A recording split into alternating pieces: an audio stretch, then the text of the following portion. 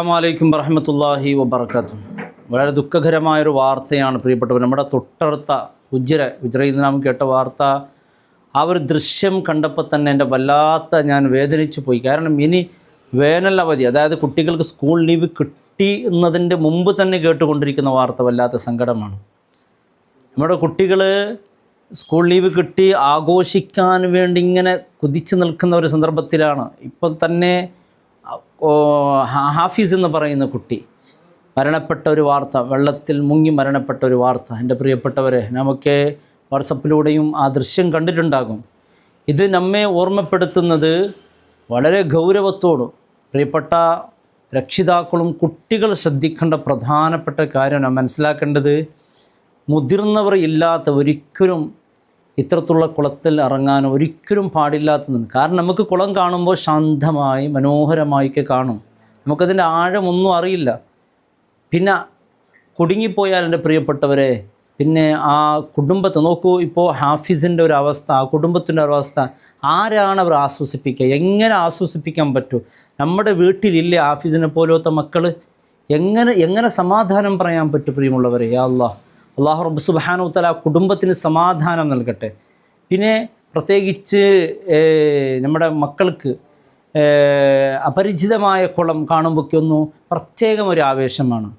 ഒരിക്കലും നമുക്ക് പരിചയമില്ലാത്ത സ്ഥലത്തൊക്കെ എത്ര തന്നെ നീന്തൽ അറിയുന്നുണ്ടെങ്കിലും നാം ഒരിക്കലും അത്തരത്തിലുള്ള സ്ഥലങ്ങളിൽ പോയി എൻ്റെ പ്രിയപ്പെട്ടവരെ ആ കുടുംബത്തെ തന്നെ ദുഃഖത്തിലാക്കുന്ന ഒരു അവസ്ഥയിൽ നമ്മുടെ പ്രിയപ്പെട്ട മക്കൾ ശ്രദ്ധിക്കണം.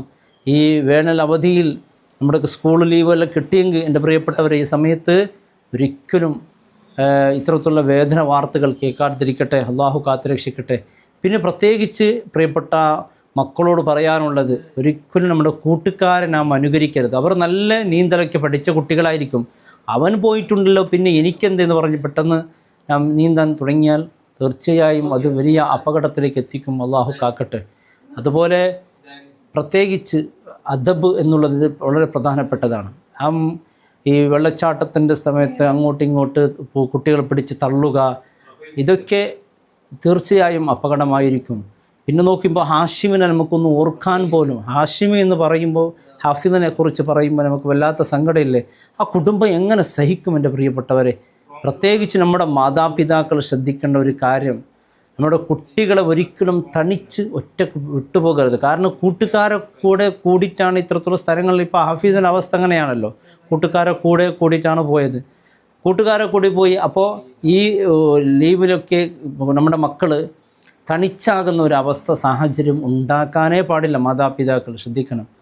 നമ്മുടെ ഈ ഒരു അവസരം അള്ളാഹു നമുക്ക് തന്നത് നല്ലൊരു അവസരമാണ്. ഈ സമയത്ത് നമ്മുടെ കുട്ടികൾക്ക് നീന്തൽ പഠിപ്പിക്കുക. മുത്തായ ഹബീബ് സ്വല്ലല്ലാഹു അലൈഹി വസല്ലം തങ്ങൾ നീന്തൽ പഠിപ്പിക്കൽ വലിയ സുന്നത്തുള്ള കാര്യമാണ്. റസൂലിന് അത് വലിയ ഇഷ്ടമാണ്. അത് നമ്മുടെ മക്കൾക്ക് പഠിപ്പിക്കാനുള്ള ഇത്തരത്തിലുള്ള അവധികളെ നാം ഉപയോഗപ്പെടുത്തണം. കുട്ടികൾക്ക് നന്നായി ഇത് പഠിപ്പിച്ചാൽ ഒരു സാഹചര്യത്തിന് ഇങ്ങനെ കുടുങ്ങിയാൽ കുട്ടികൾക്ക് രക്ഷപ്പെടാൻ വളരെ നല്ലതാണ്. അതുപോലെ ഇനി മഴ വരുന്ന സമയത്തൊക്കെ പ്രത്യേകിച്ച് മഴവെള്ളം പോകുന്ന സ്ഥലത്തുള്ള എൻ്റെ പ്രിയപ്പെട്ടവരെ, നമ്മുടെ കുട്ടികൾ അപകടത്തിൽപ്പെടാതിരിക്കാൻ വേണ്ടി വലിയ ശ്രദ്ധ നാം നടത്തേണ്ടതുണ്ട്. അല്ലാഹു റബ്ബ് സുബ്ഹാനഹു വ തആല നമ്മുടെ മക്കളെ അല്ലാഹു കാത്തുരക്ഷിക്കട്ടെ. എന്നും പ്രത്യേകിച്ച് നമ്മുടെ മാതാപിതാക്കൾ ശ്രദ്ധിക്കേണ്ട ഒരു കാര്യം, നോ പറയുന്ന സ്ഥലത്ത് കൃത്യമായത് പറയണം.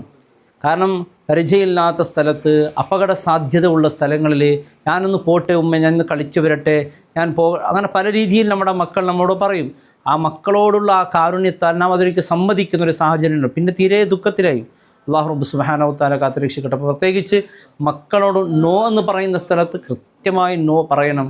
അത്തരത്തിലുള്ള സാഹചര്യത്തിൽ ഒരിക്കലും നമ്മുടെ മക്കൾ അകപ്പെടാൻ പാടില്ല.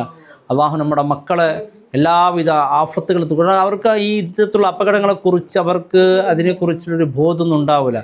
നമ്മുടെ മാതാപിതാക്കൾ ശ്രദ്ധിക്കണം. അതോടൊപ്പം കുട്ടികൾ ഒരിക്കലും മറ്റു കുട്ടികളെ അനുകരിച്ചു കൊണ്ടുള്ള ജീവിതം അത് അപകടമാണ്. എന്നും നമ്മുടെ മക്കൾക്ക് വേണ്ടി ദുആ ചെയ്യണം. എല്ലാ അപകടത്തിൽ നിന്ന് രക്ഷപ്പെടുത്തുന്നത് അള്ളാഹുവാണ്. അള്ളാഹുവിനോട് എന്നും ദുആ ചെയ്യുക. പ്രത്യേകിച്ച് ഹാഫിസിന് വേണ്ടി നമ്മുടെ ദുആ ഉണ്ടായിരിക്കണം. കുണ്ടിനി എന്ന് പറയുന്ന സ്ഥലത്താണ് ഈ ഒരു അപകടം ഉണ്ടായത്. ഈ അപകടത്തിൽ മരണപ്പെട്ട കുട്ടി, കാരണം അവിടുത്തെ ആ കുട്ടിയെക്കുറിച്ച് പറയുന്ന നല്ലൊരു കുട്ടിയാണ് എന്ന് പറയുന്നുണ്ട്. എൻ്റെ പ്രിയപ്പെട്ടവരെ, എങ്ങനെ ആ മാതാപിതാക്കൾ ആശ്വസിപ്പിക്കാൻ പറ്റും? നമുക്കെല്ലാവർക്കും പ്രാർത്ഥിക്കാം. അല്ലാഹു റബ്ബ് സുബ്ഹാനഹു തആല ജന്നാത്തുൽ ഫിർദൗസിൽ ആ കുട്ടിയെ ഒരുമിച്ച് കൂട്ടട്ടെ. പ്രത്യേകിച്ച് ആ മാതാപിതാക്കൾക്ക് ഈ ഒരു പരീക്ഷണം തരണം ചെയ്യാൻ അല്ലാഹു റബ്ബ് സുബ്ഹാനഹു തആല തൗഫീഖ് നൽകട്ടെ. നമ്മുടെ പൊന്നുമക്കൾക്ക് അല്ലാഹു വലിയ സംരക്ഷണം, അല്ലാഹുവിൻ്റെ പ്രത്യേകമായ ഹിഫ്ളിയത്ത് അല്ലാഹു നൽകി അനുഗ്രഹിക്കട്ടെ. അസ്സലാമു അലൈക്കും വറഹ്മത്തുള്ളാഹി വബറകാതുഹു.